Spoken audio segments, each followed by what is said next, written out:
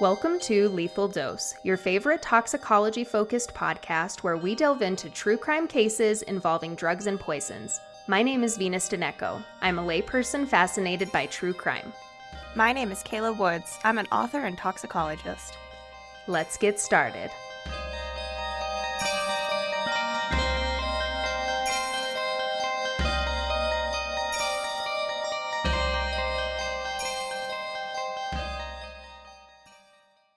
Here we are with Arsenic Part 3. So to catch up, in case you haven't tuned in for Parts 1 and 2, highly encourage you check those out if you didn't. But arsenic trioxide is the version of arsenic that is poisonous to us, right, Kale? One of them, yeah. One of them, okay. And we started in Part 1 with its use in history. The Egyptians used it to harden things like copper and in their embalming fluid. And despite its impact on the crops, it was also used as a pesticide by the Romans. And in 331 BC, we had 170 wives who were convicted of poisoning their husbands. Yep. We don't know if there was evidence for that, but they were sure as hell convicted of it. And another woman wronged was Lucrezia Borgia. Yep. Sadly, her story was so sad. So sad. It was sad. Yeah. But tune into episode 2, Arsenic Part 1 for that, right? Yeah, for more on that and the La Cantarella. And we also discussed Lady Tofana and her infamous Aqua Tofana. And how she may have been responsible for 500 to 1,000 poisonings with that. And then we finally get to a test, the Marsh test. Yep. And we're finally able to test for arsenic, and it's one of the first uses of toxicology in court, correct? Yeah. So kind of a big fucking deal here. Yeah. And then in Arsenic Part 2, we covered the Bradford sweets poisoning, which had over 225 people sick and 20 were killed, sadly, some of whom were children, all because some guys wanted to save a little bit of money. Yeah. They wanted to save roughly $28, and they were going to put Daft, which is like a plaster of Paris, in these lozenges. But instead of 12 pounds of Daft, we ended up with 12 pounds of arsenic getting put in. So little bit of a snafu. But and then we also touch on 6,000 people who were sickened by arsenic tainted beer, 70 of which died. So for more on that, check out Arsenic's Part 1 and Part 2. Yeah, and today we are continuing with the arsenic story, which is going to absolutely pale those death counts. Like, all of those death counts combined, it's going to pale those ones because arsenic is actually the poison behind the largest mass poisoning in history. And I can't believe I haven't heard about this. I'm not surprised that we haven't heard about it because it's just so swept under the rug. Well, take it away. It was first identified as the largest mass poisoning in history in 1978, or at least the fact that a mass poisoning was happening in 1978. But it's still happening today in 2022. And people still don't know that it's happening. Right. Like, yeah, I mean, at least we don't, we Right. don't know that it's happening. But in 2000, a report published in the Bulletin of the World Health Organization by epidemiologist Dr. Alan Smith, he wrote, "The scale of the environmental disaster is greater than any seen before. It is beyond the accidents in Bhopal in 1984 and Chernobyl, Ukraine in 1986. It's flabbergasting that I had no clue about this. Yeah. Like, at all, if it's this big of a deal. Right. Because, I mean, we've all heard of Chernobyl. HBO series Right. was made about it. Have you heard of Bhopal? I haven't. There was a really good Swindled episode, but we will definitely hit Bhopal at some point. Okay. But, yeah, I mean, we haven't heard of this, and it's just, yeah, it's irritating. But to understand how we've come to have a 44-year-long chemical crisis worse than Chernobyl, we have to go even further back in time than 1978 to the establishment of the state of Bangladesh in the Bengal Delta. And that's where this disaster is taking place. All right. The Bengal Delta is the world's largest delta. It's created by the confluence of several rivers from Bhutan, Tibet, and Nepal from the north, all draining into the Bay of Bengal. The rivers carry with them alluvial soils, which are rich in minerals and nutrients, making this region one of the wettest and most fertile in the world. Like, it could be amazing stuff happening in Bangladesh. It's just not. We're on par for good things to happen, but... Right. Now, the delta lies partially in India and partially in Bangladesh, which used to actually be the Indian state of Bengal. When India gained independence from Britain in 1857, the country became divided along lines of religion. Primarily Hindu West Bengal was absorbed by India, and the primarily Muslim East Bengal became East Pakistan in 1955. So just a nice, even division. So I mean, kind of. And if you're actually familiar with the geography of Southeast Asia, which I'm not, so you could have said this to me and I'd been like, okay, divided. It's actually very confusing because East Pakistan was separated from West Pakistan, which today is just Pakistan or the Islamic Republic of Pakistan. They're separated by a 1,000-mile stretch of India. Oh, all right. Yeah. So not exactly straight down the middle. Divided. Yeah. Okay.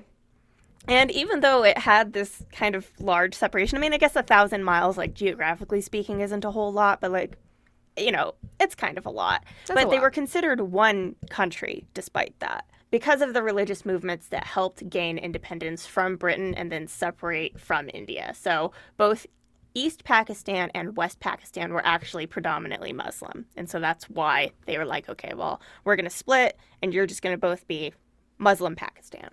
But Muslims were not treated particularly well by Indian Hindus. Like the whole religious divide, it just really fucked with things. And then to make it political by making them two different countries, it's a recipe for disaster. Yeah, things should have been fine. People should have gotten along and they just didn't. The Muslims in Pakistan suffered from poorly developed educational systems, higher rates of illiteracy, and then between the two Pakistans, East and West, East was actually much poorer, even though it contained 56% of Pakistan's total population. So a greater population is poor than well off. Right. And East Pakistan actually generated over half of Pakistan's wealth because the workers lived in Pakistan and had factories in Pakistan that were owned by West Pakistanis. Oh, okay. And so East Pakistan, those workers only saw about a third of the wealth produced by their labor supporting all of Pakistan. That's tragic. And then so this is all happening, and this is considering how long they were, part of India and then split, and then they were Pakistan's. They were actually East and West for kind of a short period of time. So in 1971, a 9-month civil war broke out, and East Pakistan ceded from West Pakistan. They gained their independence, and then they were renamed Bangladesh. But all was not well for Bangladeshis, despite their newfound independence. The Western world chose to back West Pakistan during their war because, communism, which we talked about with the Agent Orange episodes. Well, and they're the wealthier one. Yeah, and Pakistan was also perceived, so the West Pakistan now, was perceived to be in opposition to China, and so anything that was against China, we were like, we'll back that because communism. And again, like you said, industrialism. So they completely ignored the humanitarian crisis that was happening during the Civil War, with Pakistan suppressing Bengali nationalism. And then India was in the middle, quite literally in the middle. And they didn't want war because they knew it would strain them when refugees would be fleeing the war zone. And they ended up actually taking on 10 million refugees. Oh, that's not a small amount. No. And so, they feared that there would be further war and upheaval if West Bengal and East Bengal, so that original region division, if they decided to just reunify to be Bengal.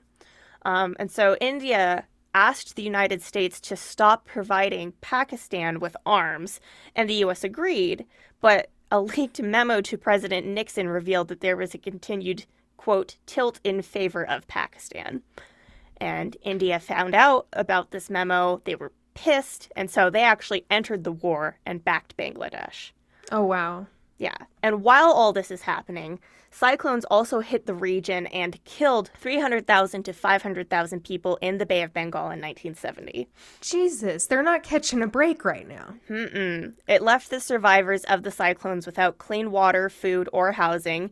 The infrastructure was destroyed. Monsoon floods continued to damage cities and fields and made the whole country just awash with sewer water, which is kind of what we saw with Katrina. Like, just there's no clean water if there was to begin with.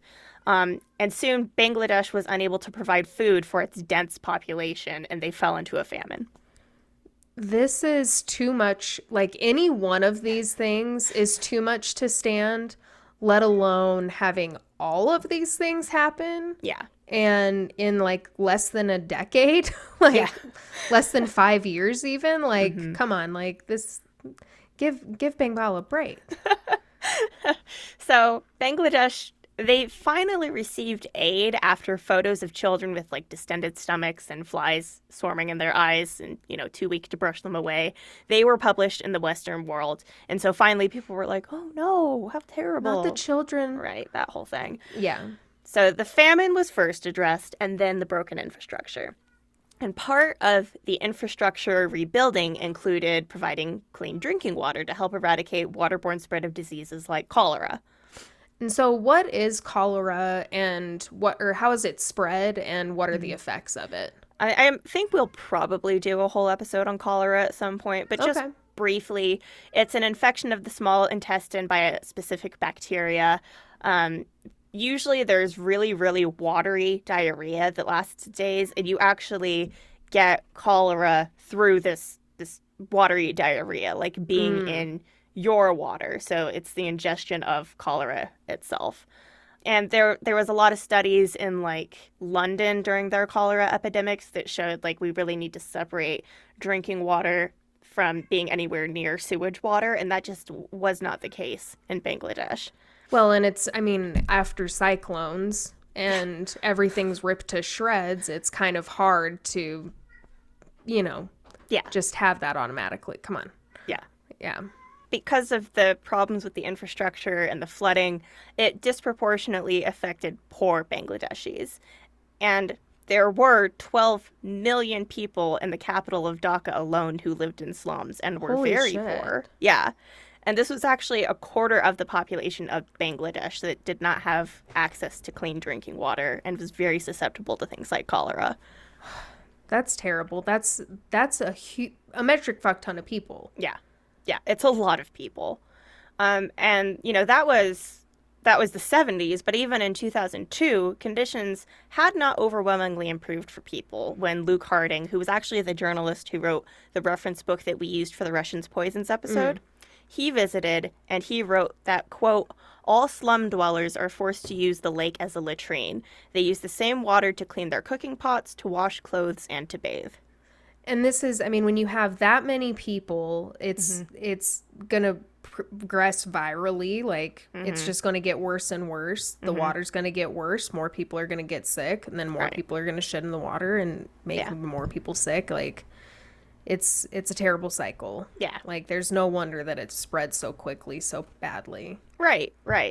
So, and it's easy to see, like, if I were to say nearly 250,000 people died every year because of waterborne disease, it's not hard to see why that was. No, absolutely not.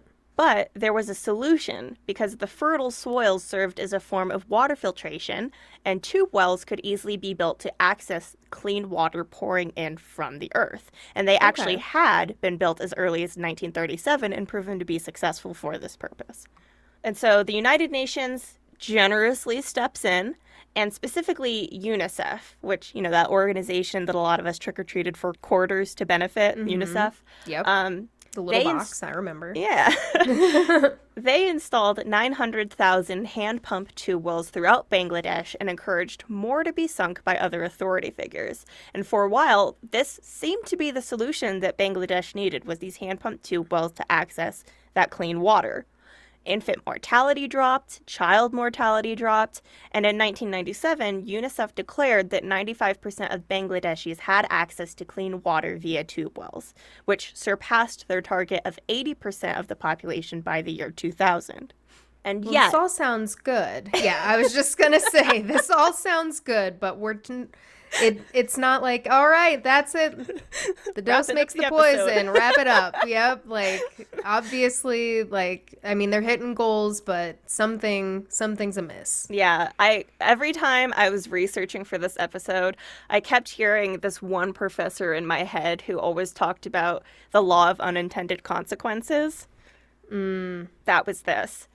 So everyone in Bangladesh was not thrilled with these wells, or rather, not everyone was thrilled.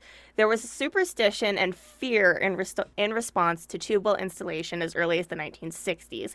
And most of this was just based in local lore that claimed that any groundwater was tainted by the devil. And so Bangladeshis said, devil's water is coming, and they were really hesitant about it. And unfortunately, they were correct. It just took the devil a little while to reveal themselves. Yeah.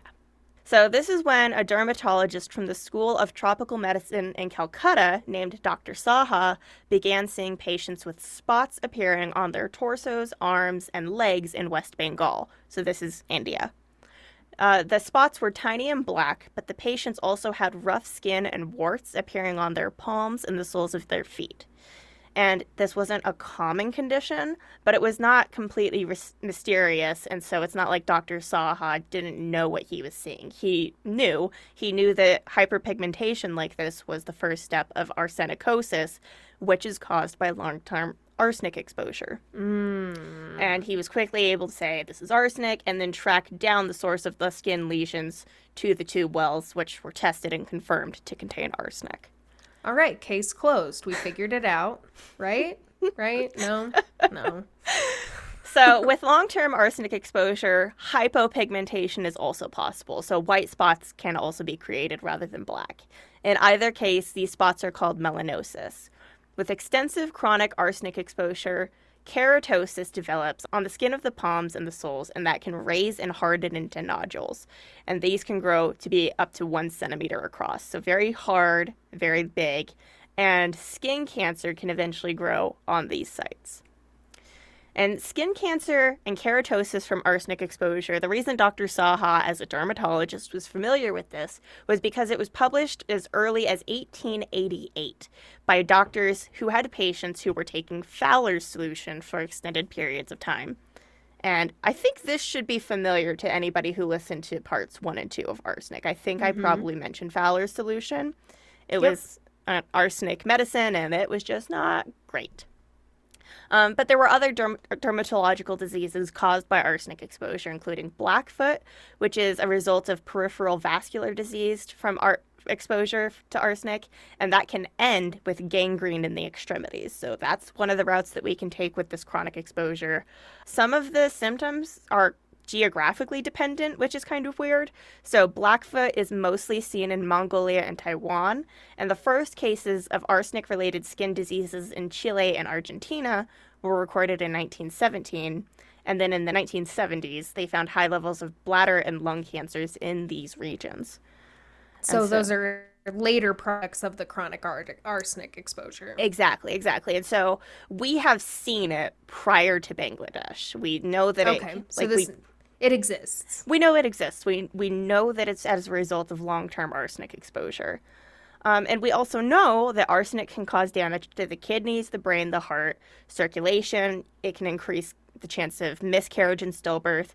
And the main concern is really because of this long-term exposure that you can end up with bladder and lung cancer. But the tragic thing is that it's not uncommon. Like, the tragic thing is that we've seen it in all of these places. Right. And we should have been able to do something to stop it. But it's, all the places I mentioned, it's viewed as a third world problem. And so how far-reaching is this problem, at least in Dr. Saha's cases?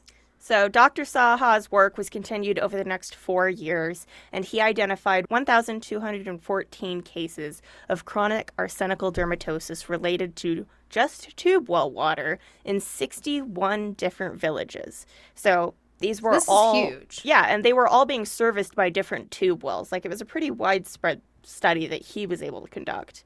He published his findings every year beginning in 1984, but it was not until 1988 that he received any kind of widespread recognition for it, because it was finally published in the Bulletin of the World Health Organization. And Well, this, what's with the fucking wait, guys? I know. I mean, but it's good that it was published here. It sucks that it took so long, but like this journal is like the compass for like considering what to do to help developing nations with water supply, sanitation, whatever. But the World Health Organization is behind the bulletin, and who's behind the World Health Organization? The United Nations, who installed the tube wells. The levels of irony here are absolutely staggering and tragic. And there's almost this wonder of like, did they want to wait to see if the problem would just go away, and that's why they didn't want to give it any attention? Like, I hate to think that, but with all of the other things that we've covered, it makes me want, like, maybe it'll just go away. I don't know if they really thought about it is the problem. I think they were like, we have a solution. And everybody was like, no. The tube wells. The solution no, is the solution's the problem. Like, Yeah. So you're cutting off your nose to spite your face here. Like, yeah, exactly. So Saha's paper in the bulletin, it centered mostly around West Bengal rather than East Bengal, so it was really talking about India rather than Bangladesh. But the ramifications were the same for all regions. Like, it was kind of like, hey, red flag for anywhere that's being serviced by these tube wells. So what Saha and his colleagues found was that there was at least one tube well being used by the villagers of Ramnagar that had 2,000 parts per billion of arsenic in it. that can't be good. No. 46 people in this village were found to have hyperpigmentation and liver damage. 13 people admitted to the hospital for arsenicosis-related issues in this village were found to have arsenic concentrations in their nail and hair samples that were 100 times greater than those of people drinking from tube wells containing less than 10 parts per billion of arsenic. Holy shit. Yeah. So, like, it's not just that it's like widespread and chronic. Like, there are some people who have acute exposure as well. Right. Like with levels that high. Mm-hmm. Yeah. And it's bound to affect everybody. Mm-hmm. Yeah. Okay.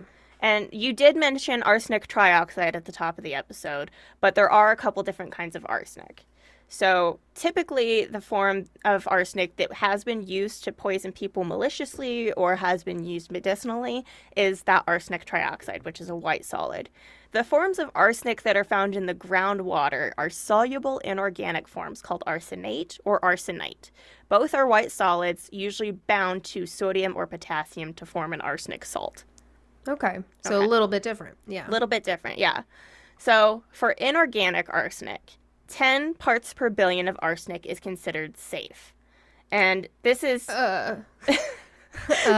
10 And we're parts at, yeah, 10 parts per billion when we had levels of 2,000. 2,000. Yes. Nice. And if you want to picture 10, that's about a third of a teaspoon of arsenic in an Olympic swimming pool, and that's the threshold of safety.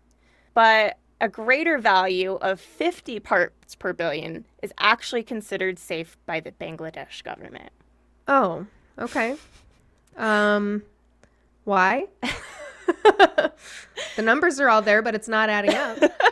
So 50 parts per billion was established specifically for acute doses by Manchester in 1900 to prevent arsenic contamination of sugar for brewing beer. So this number, it was actually, even this was established somewhat arbitrarily. So they found the sugar in question contained 15,000 parts per billion. It poisoned 6,000 people and killed 70. So the investigation after this Manchester incident determined that a safe acute dose in this instance would have been 1,000 parts per billion at most, acutely. And so they divided that by 20 to give a safe margin of error and came to 50. And that's how we got a 50 part per billion threshold that we used throughout the 20th century. Okay. So not really anything grounded in toxicology as we know it today, but that's where we were. Just throwing the number out there. Just throwing the number out there. And so in 1988, Bangladesh is saying 50 parts per billion is safe. Saha is finding 2,000 parts per billion in some of these tube wells. And at this time, when these publications are being made and the alarm is being sounded, UNICEF was still actively installing tube wells in the region and encouraging others to do the same. This is before 1995 when they're like, hey, look at us, look how good we did. Yeah. This is like spreading a disease knowingly. Yeah, I mean, essentially. And the bulletin did nothing to slow down the installation of further tube wells. In fact, tube wells were already being viewed as a status symbol by the people of the Bengal region and Bangladesh at this time, and sometimes they were included in a bride's dowry. Well-off households had 2 or more tube wells just for themselves privately. 2 or more ways to get arsenic poisoning. Fantastic. So this is, I mean, you would think that we know it's a problem. Are we testing these tube wells when they're being created and saying like, oh, you know what? This one is too much. Let's shut it down. No, they're just throwing them up like McDonald's and Starbucks, just like everybody gets one.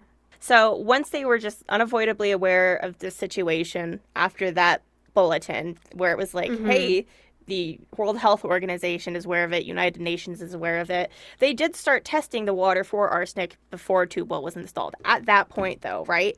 Okay. But the threshold was still 50 parts per billion. Which is not good and not safe. Right. 49.9 parts per billion, they'd say it's okay. And it's like that's nearly 5 times more than what's considered safe elsewhere in the world.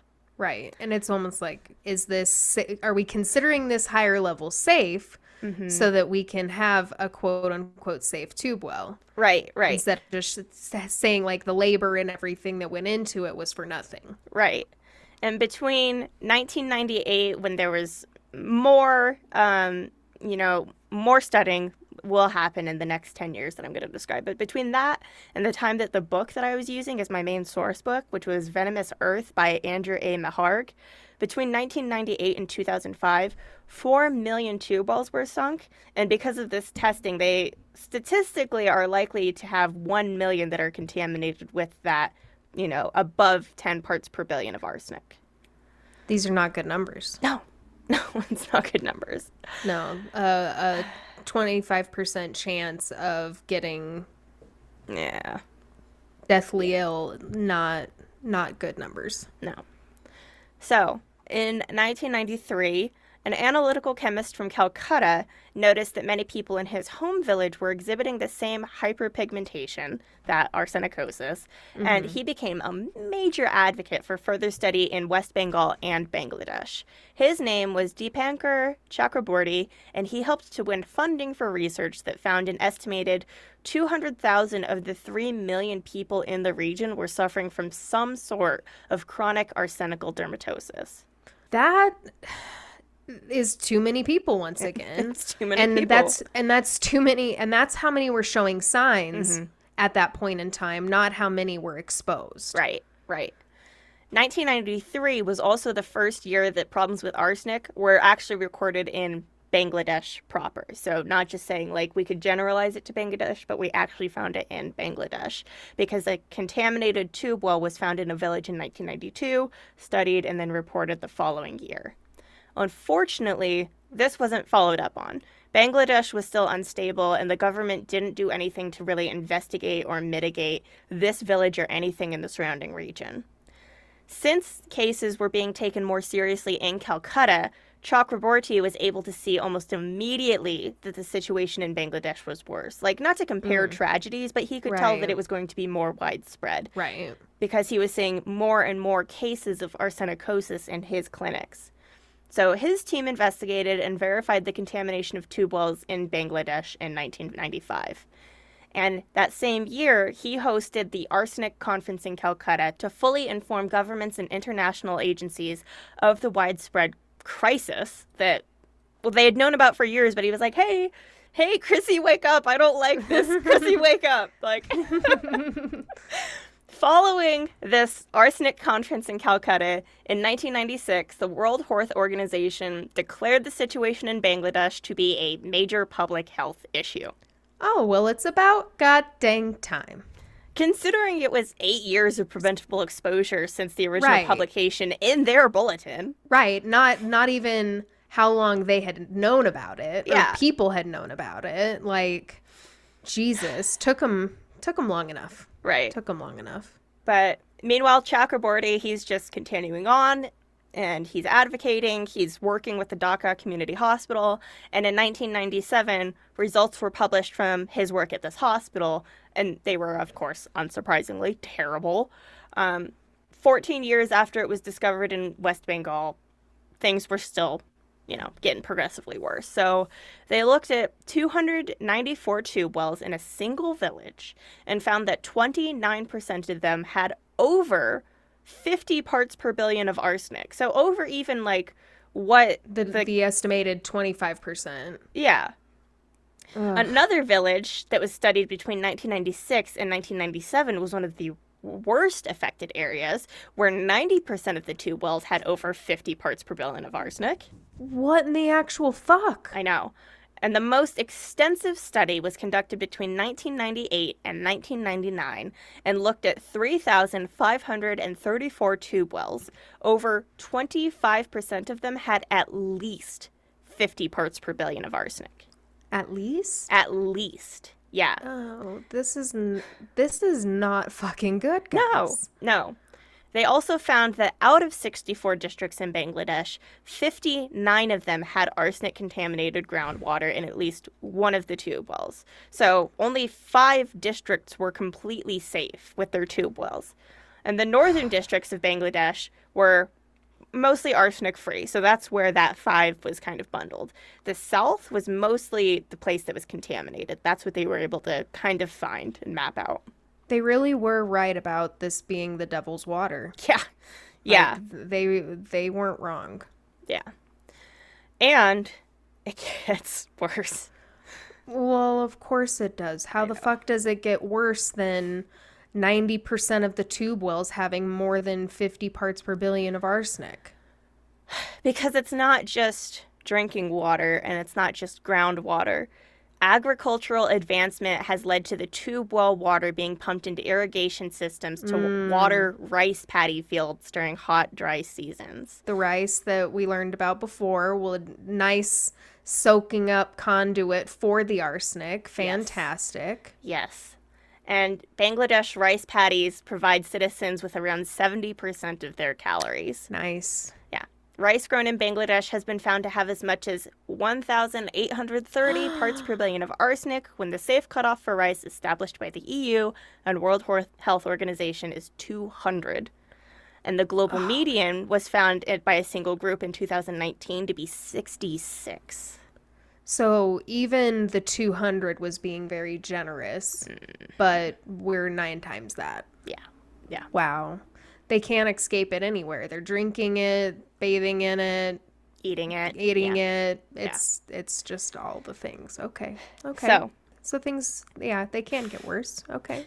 And of course, Chakraborty and others, they are like, hey, look at this. It's like, look at me. There's a problem. The alarms have not stopped sounding. It's still happening. So in 1998, a UNICEF representative addresses this and states, "We are wedded to safe water, not tube wells. But at this time, tube wells remain a good, affordable idea, and our program will go on."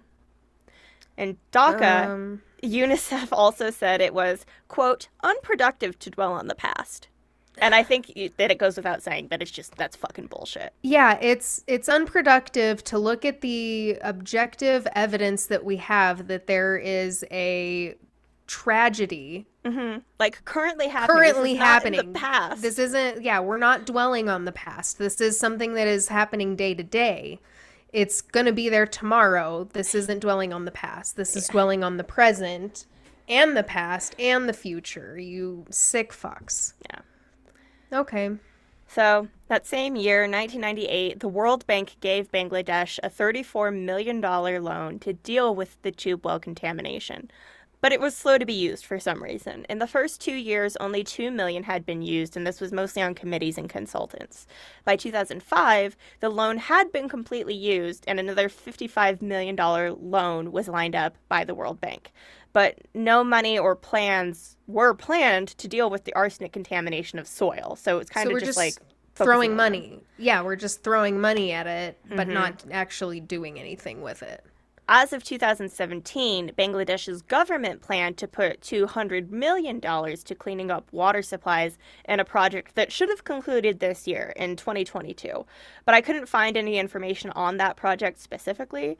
If you go onto their website, there are a number of infrastructure projects that the World Bank is still funding and the Department of Rural Health and Engineering in Bangladesh is currently engaged in. So I couldn't quite figure out what had been done or what was wrapping up. But maybe since it was supposed to end this year, in the next year or two, we might have information on how successful any of those plans were. Okay. Yeah. Why the fuck is this all taking so long? Yeah, that's a good question. Like, it's a great question. they're dragging their feet to the tune of like 20 plus years, 30 years. Mm-hmm. Like that we've known this as a problem. Yeah. Like, do we have any reasoning why? I mean, okay, so like part of the reason that they were slow to fix it is because organizations like the WHO and WaterAid were still pretty set on the ideas that tube wells, even with high possibility of arsenic contamination, are safer than no tube wells at all. Which, like, I don't know. I don't know if it's just them saying, like, we're sticking to our guns, or if it's, like, kind of a savior complex speaking, or what. But essentially, they're trying to say that, like, okay, look, Bangladesh can either choose between bacteria-laden water and arsenic. And I suppose, technically, like, those are technically the two solutions if you're not like, well, what about water treatment plants? What about, like, better infrastructure than just, like, tube wells, right? Right. Like, there is another option. There are better options. Mm-hmm. Like, why are we just looking at these two? Right. And, like, I don't know. I get that, like, if you're washing your pans and washing your clothes in dirty water, like, it's the problem is just everything. It's everything you touch. It's like, you know how they say that, like, you shouldn't wash chicken because trying to get rid of any bacteria on chicken just splashes it onto your counters, and then you touch your counter and you're more likely to get salmonella that way.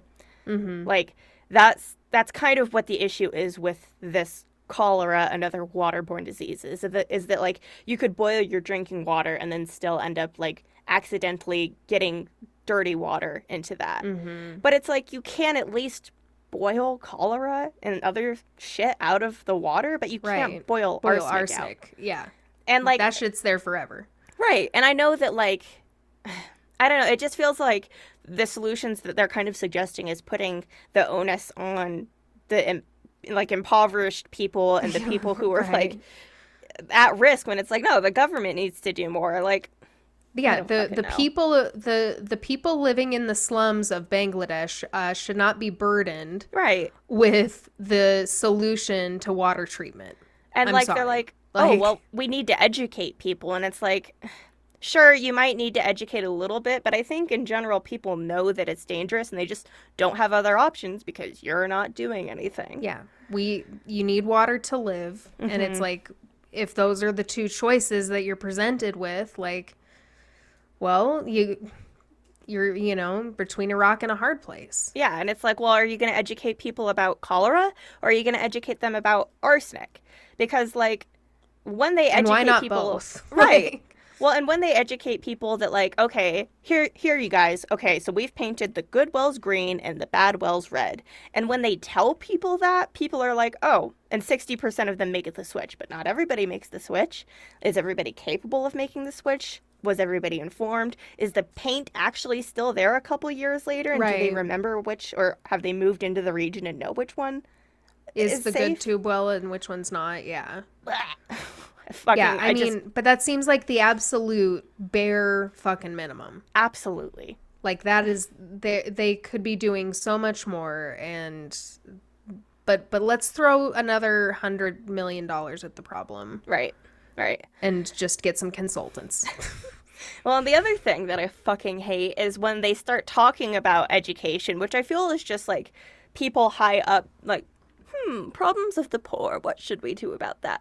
Like, that's what these conversations sound like to me. So in 2001, the World Health Organization, I feel like, stepped out of one of these conversations and publicly said that, quote, the poor availability of reliable information hinders action at all levels and may lead to panic, exacerbated if misleading reports are made. Effective information channels have yet to be established to those affected and concerned. And, like, I'm so fucking tired of people being like, talking about poisons is fear-mongering. And it creates panic. And it's like, well, what about being poisoned? Yeah, I was just gonna say, but being dead, like being sick and dead, yeah, not worth it. Like, it's not fear-mongering to learn how to live a safe and healthy life. Right. It's not what you don't know won't hurt you. Like, being exposed to arsenic, we know that will hurt you. We know the danger of arsenic. Right. We know that there's no safe exposure amount. We have that 10 part per billion threshold for chronic exposure, but, like, ideally it's 0, you know? Right. This is something we don't want. There's a reason it's not used in pesticides anymore. There's a reason why we don't have it in cosmetics anymore. There are reasons. Yeah, there are scientific ones that for areas that, like, not to sound like crass or mean, but areas that people seem to care about, like, we have eliminated those. Whereas by 2005 estimates in that book that I was using, 5 million people in West Bengal, and they don't have, numbers on exactly how many people in Bangladesh, but 35 to 77 million of them were being exposed to arsenic-contaminated water. So yeah, you really weren't kidding when you said that this is the largest mass poisoning. It's enormous. And according to the World Health Organization itself, 43,000 people in Bangladesh die every year from chronic arsenic exposure alone. Holy shit. Yeah. And at least 2 generations now, because of how long this has lasted, have grown up with arsenic exposure. So now we're getting compounding problems, like children who are arsenic orphans because of this disaster. They lose both parents. The World Health Organization estimates that if 90 million children are born between 2000 and 2030, when hopefully enough arsenic contaminated tube wells are eliminated, blah, blah, blah, like in an idealistic world where we do something, 1 to 5 million of these children will still die from chronic arsenic exposure, like in an ideal situation. And I thought that it was bad when 20 people died in the Bradford sweets poisoning. I mean, it was. 20 people's bad, but now we're talking about millions. Yeah.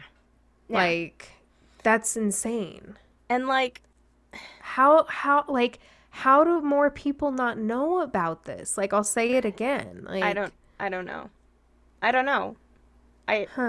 It's, like, again, I don't mean to actually say, like, I don't care about Bangladesh, but it seems like that's what everybody else is saying. Organizations just don't care about Bangladesh. And, it pisses me off further that I talked about that, 50 part per billion, 10 part per billion. Mm-hmm. The United States EPA decided to lower our threshold to 10 part per billion in 2001.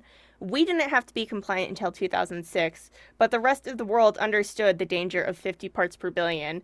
And this, was based on a World Health Organization decision. But they're still the ones that are like, more tube wells. More tube wells. And this decision was made by the World Health Organization in 1993, which was the first year that a contaminated tube well was found in Bangladesh. And so we just plowed ahead. Just full steam, no stop. Yeah. Tube wells for everybody. So I guess the next question I have is, where does the arsenic come from? How come it's only in the tube well water and not in the bacteria-laden water? Yeah. No, I was really confused about that too. I was like, why do we have these 2 different kinds of water? Yeah. So what I thought when I was reading about it, like what I kind of thought they were going to say was that it was a man-made contamination of some kind, because even though arsenic is present in the earth soil, it's not usually a problem unless we make it one because of like herbicides or mining. And so that's kind of what I thought it was going to be, was that like mining practices north of Bangladesh were like coming down in those rivers. But Bangladesh actually had two different sources of water to pull from. The water which pours in from all sides by the rivers is the bacteria-laden water, right? So, like, the Ganges, the Brahmaputra, and the Manga rivers. And all of that water is already pretty dirty before it gets to Bangladesh and gets stuck in the delta because of monsoon, floodwaters, and all of that. So that's the first one that has cholera, and then it gets stuck and just continues to have... Stagnate, yeah. Right. And, like, the Ganges is notoriously dirty. That's just like what happens when a river flows through like a high population area. Like, I don't mean to say like, it's dirty because it's flowing through like Southeast Asia. Like, don't think that I mean that. Like, the Seine River is also dirty. You aren't allowed to swim in it. And we literally have lit the Cuyahoga River that runs through Cleveland on fire 13 times. So everybody's kind of terrible in a high population area. Right. But the other water source is much older in its origin, and this is that groundwater that isn't contaminated because of these rivers. During the last ice age, about 17,000 years ago, the sea level dropped, and the rivers that we now call the Ganges and the Brahmaputra, they cut deep channels into the land that had previously been seafloor. The sea level eventually rose again about 3,000 years later, and the eroded land became filled with sediment carried by the rivers. There were now deep deposits of trapped water, which, created natural aquifers. And those happen in lots of places that have had the same sort of like rise and fall of like sea level. Okay. And this is where that the arsenic contaminated water is being pumped from. Gotcha. But scientists were still like, I don't understand why this is arsenic contaminated. There's lots of aquifers around the world. And this is really like the first time that we've seen it, especially at these levels. So like, what's the deal with these? And how widespread it is. Yeah. To this localized area. Right. Because there's places on Earth that have like high concentrations of arsenic in the groundwater that are like near volcanoes, or they're like near some place that's really dry. And so like there's a lot of chemical shit that happens and you end up with arsenic that way. But it's not like that in Bengal, at least not exactly. And so it was definitely a learning process to be like, oh, that's how we get arsenic in these other areas, because it's similar but different.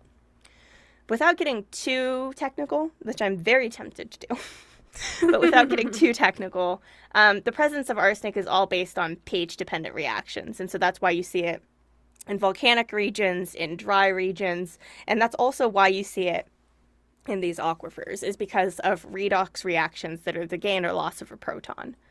The arsenic compounds of concern are arsenate and arsenite, which are usually bound as salts and can become unbound. This is what happens in the regions with the volcanoes, the dry regions, but it can also happen in water. You can have these unbound arsenate, arsenite compounds. The prevailing theory proposed by none other than Chakraborty et al., our main guy for being like, hey, there's arsenic. He thought that it was created by the oxidation of pyrite.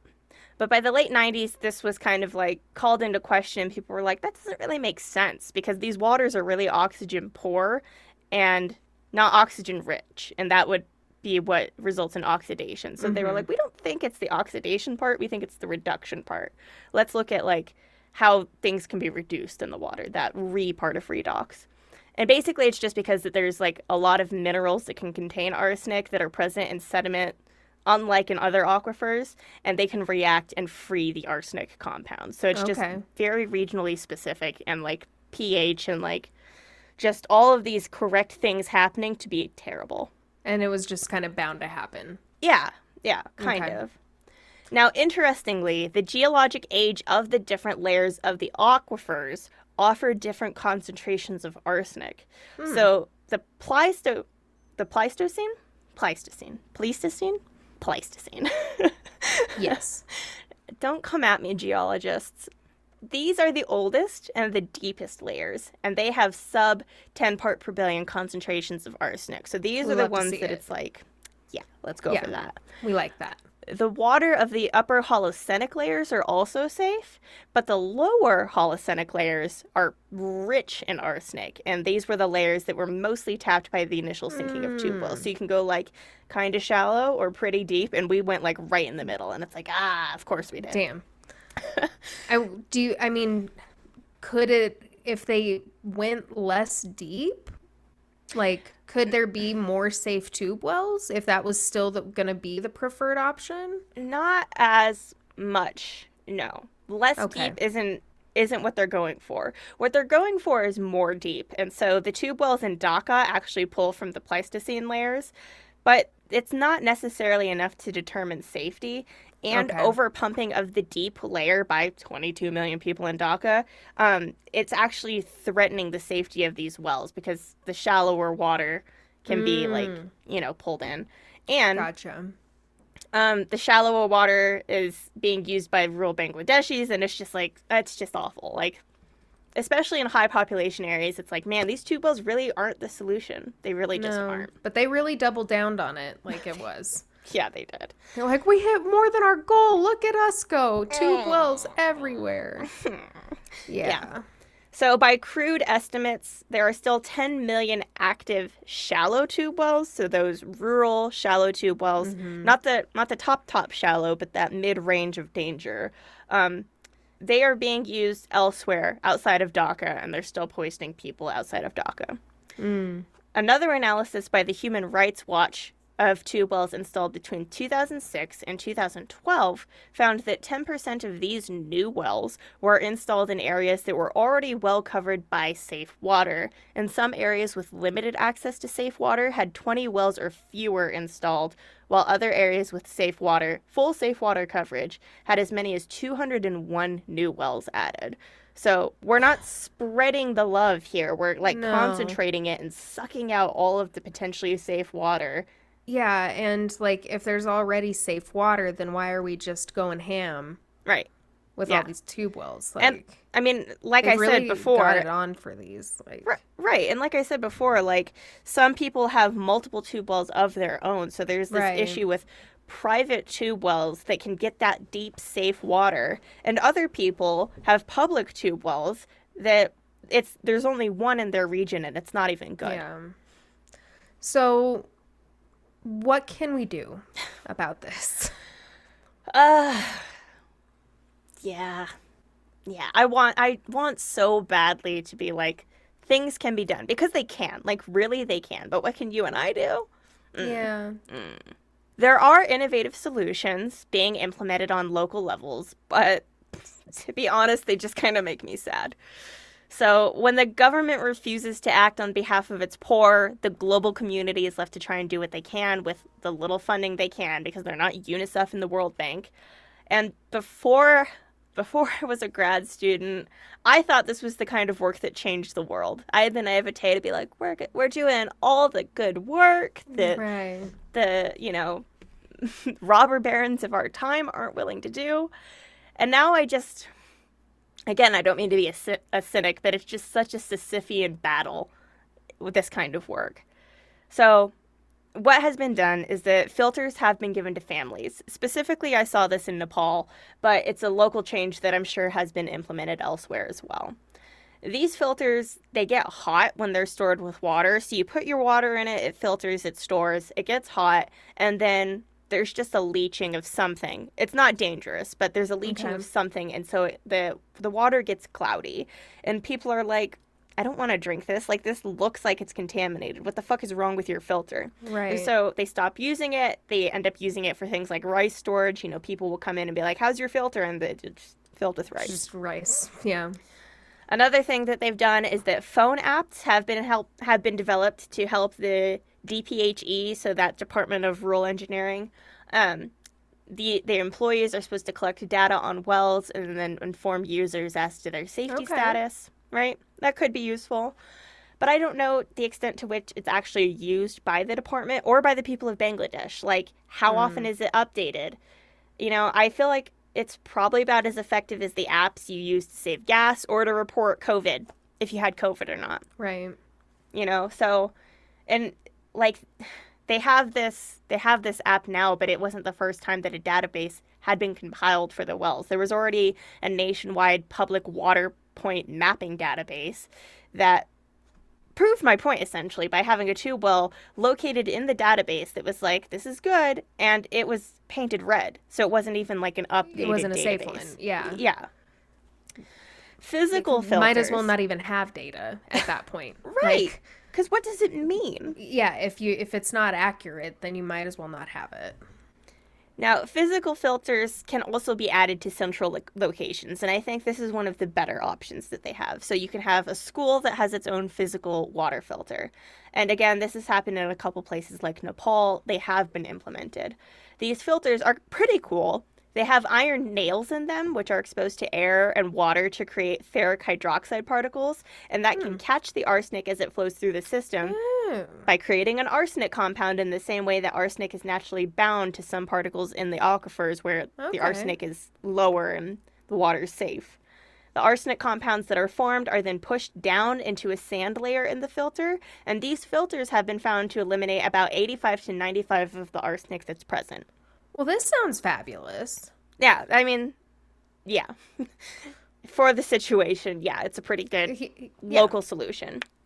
Filters have also been developed by researchers at the George Mason University that have eliminated new cases of arsenicosis in even badly contaminated regions. So this is promising. Another cool filter. Yeah. These filters are essentially just two buckets stacked on top of each other.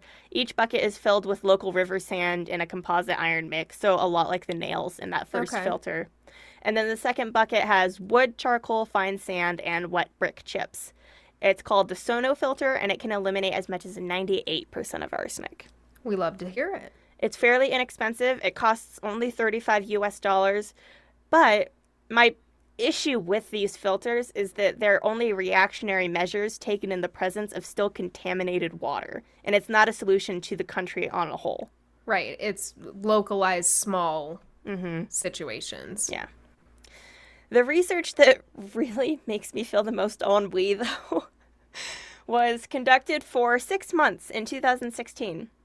Researchers from the Faculty of Veterinary Medicine at the University of Calgary were monitoring 400 Bangladeshis who were provided with lentils grown in Saskatchewan to try and counteract the effects of arsenic exposure.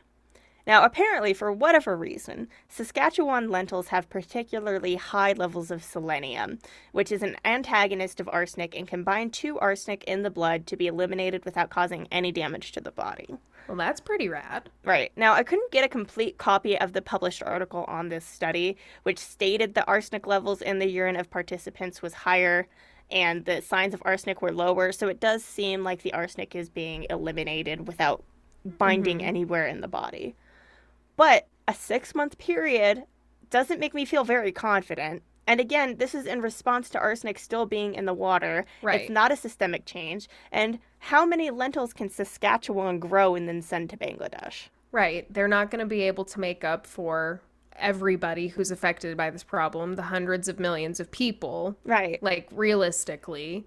And we're still chasing a problem because if they're eating the lentils, it's already assuming that they have arsenic poisoning. Right. Like, we're not nipping it in the bud. We're, like, burning the weeds instead of pulling them out by the root. Yeah, exactly. Yeah. So, I mean, I don't want to discredit anybody who is doing the work and trying to help, but there needs to be more action on the government level. Like, Absolutely. That's all there is to this.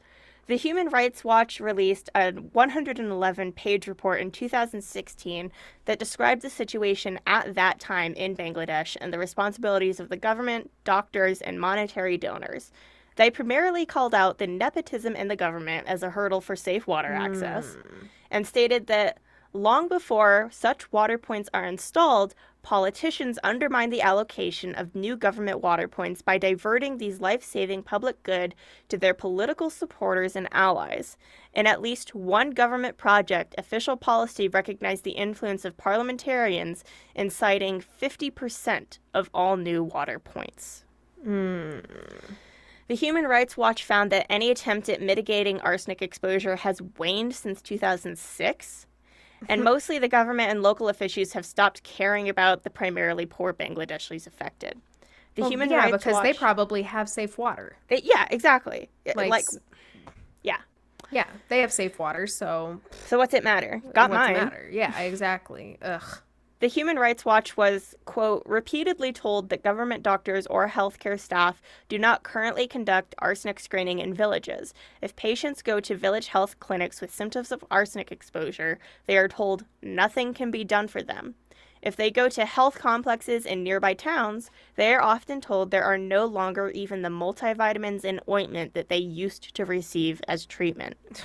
And this may be part of the reason that some afflicted Bangladeshis see hospitals as a last resort or a total non-option. Well, why would you waste your time in going? Yeah. If you're not going to get help, you're basically just squeaking and going, oh, okay, well, I'm glad I came out here today for nothing. So, like, why even bother? Right. I mean, I don't blame them. Now, the tube wells can be rehabilitated or replaced by the government and aid organizations, which was actually done by UNICEF after testing in 2012 and 2013 found that 1,733 of their wells were contaminated by arsenic above the national standard, 50 parts per billion. That was still their cutoff. Right. But this probably means that the tube wells were made deeper, and this doesn't seem to be a permanent solution based on the depth issues seen in regions around Dhaka. The government did begin the Bangladesh Arsenic Mitigation Water Supply Project in 2003, and they screened nearly 5 million tube wells in over 57,000 villages and found that 29% were above 50 parts per billion. But no comprehensive study has been done on the tube wells since 2003. However, a departmental report by the Department of Public Health Engineering showed that 61 out of 64 districts in Bangladesh still had tube wells which tested positive for arsenic above the threshold. And so now there's 2 more regions that are not safe compared to that earlier study that was done. Things are getting worse, not better. It seemed like the most that was going to come from the DPHE was going to be more painting of the wells, which has proven effective somewhat because people do stop going to wells that are red, but that's when they're available, when they have the option, and when the paint lasts. As far as irrigating the rice paddy fields, because I mentioned it and then stopped talking about it because everybody else stopped talking about it, the best solution recommended by the author of the book that I was reading, Venomous Earth, Andrew Naharg, he actually was researching the arsenic contamination of rice fields in Bangladesh in the 90s. And so he said that the best solution is to obtain clean water by collecting rain or by having India share more of their water. This solution is, of course, more difficult because of political tension. Yeah, that seems like an unlikely go-to. Mm-hmm. And even if the water source were to change and we were to stop putting arsenic in the paddy fields, there's still already arsenic present there that's still going to be there. Right, that was already there from when they were watering before. Mm-hmm. So, like I said, because as we learned with Agent Orange, it's not coming out. It's not. Once it's there, it's there. So, I mean, as much as I don't want to just, like, have this episode and then be like, shit sucks, like, I don't think anything's going to change unless the world takes a greater interest, unless more people know about it and press like they did in the 1970s. And I think that really more needs to be done on the government level. Like, they are ignoring people because there's not enough pressure on them. In 2016, after the Human Rights Watch, like, put out a report, a local government minister said that, quote, no one in Bangladesh suffers from arsenic poisoning. Oh my God. So I really think that more pressure needs to be put on aid agencies, more pressure needs to be put on the government. Like, nothing's going to happen until the people at the top decide that it's worth their time. Right. And they've obviously demonstrated that it's not at the moment. Mm-hmm. Well, hopefully you've done your part you've educated me on it. I had no idea. And hopefully we can educate our listeners. Mm-hmm. Are there any resources that our listeners can support? So I am going to put a link to water.org where they can donate. And it seems like that's a pretty good place to donate that will actually do something effective and won't take the money. But if anybody's like, hey, actually water.org is pretty sketch, like, message me, message us, email us, and I will definitely look for something else. But that's the most I feel like we can really do. We can also pressure governments and aid agencies to really focus on the major points that were mentioned by the Human Rights Watch in their report. And those points are that there needs to be an end to any official or de facto policy or practice where official political representatives influence the location of government water points, so end to nepotism. There needs to be a time-bound commitment to reduce the current standard for arsenic to the World Health Organization of 10 parts per billion. Mm-hmm. We need to reduce the allocation of shallow tube wells in favor of increasing allocations of arsenic-safe alternatives in specifically arsenic-prone areas. We need to improve the availability of information. We need to provide national supplements and basic symptomatic treatment for people at village-level community healthcare centers. And we need to support the government to replace or rehabilitate the water points already identified as contaminated by arsenic above 10 parts per billion, not just no above more 50. No Right. more 50. That's not what we're doing here. Right.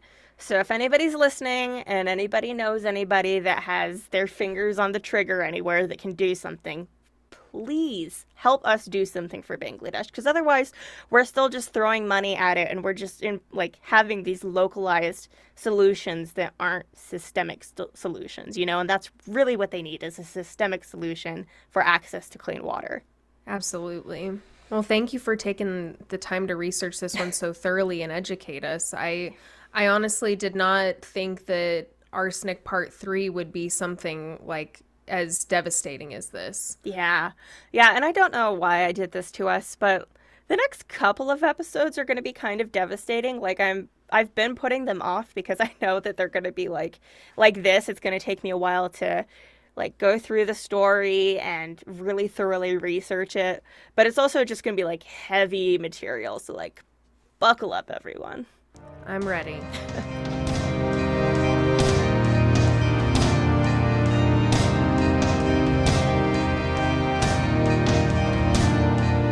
Thank you for joining us. We hope you enjoyed this episode.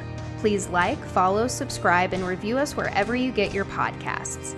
For more Lethal Dose content, you can find us at Lethal Dose Pod on Instagram, Twitter, and TikTok. For an overdose of content, subscribe on Patreon for exclusive episodes and much more. The show theme is Look Far by our dear wizard friend Fogweaver. More of their music can be found on bandcamp.com. Lethal Dose is created, researched, produced, and edited by Kayla Woods and Venus Deneco. Stay safe, and remember, the dose makes the poison.